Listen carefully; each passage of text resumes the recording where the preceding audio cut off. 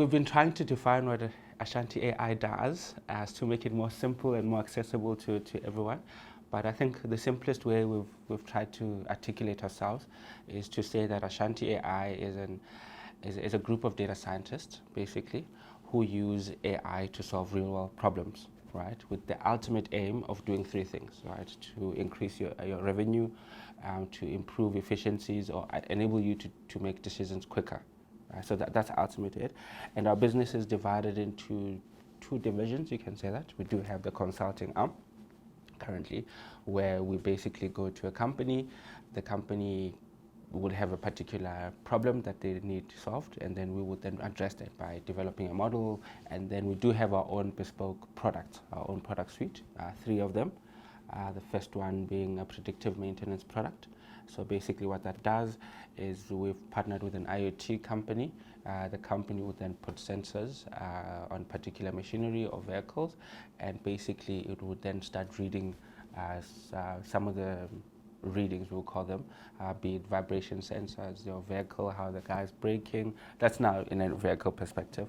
And then we would then use our analytics and models to then predict when a particular part of that car or that machinery is going to break down. So the ultimate aim of that is that your uptime, machine uptime, would be higher. The second product that we have is, we call it labor warehouse management.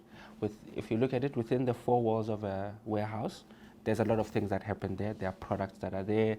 There's labor house, there's a warehouse manager, there's forklifters, there's pickers.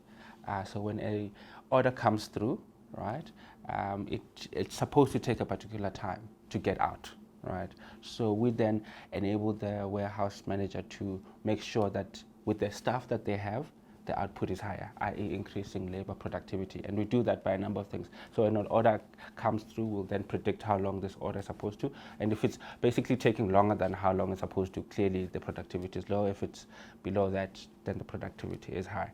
And then they can then manage whether they want more staff, less staff. So it then trickles down ultimately to the bottom line. And the last product that we have, it's a very interesting one and very exciting one. We call it the vernacular sentiment analysis.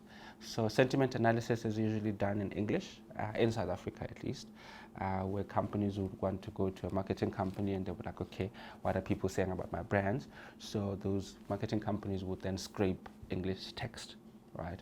But then in South Africa, if you then see the use of Twitter, the use of Facebook, people are using their own vernacular languages more and more, right, in terms of expressing themselves, because it's easier that way, I think. So what we then do is we are trying to do a sentiment analysis in non-English languages. So it will be Afrikaans, Zulu, Sotho, and we're including Swahili in that, just to capture the southern part, the sub-Saharan part of the continent. And so that, in a nutshell, that is Ashanti. In terms of the composition of the team, so we've got our PhD guys, we've got computer scientists, we've got engineers, a very eclectic mix of guys. And then the reason for that, which works for us, is because the problems that we do from the consulting side are very different depending on the clients that we have. But however, if you have like a team of guys who have from different backgrounds, you tend to come up with richer solutions.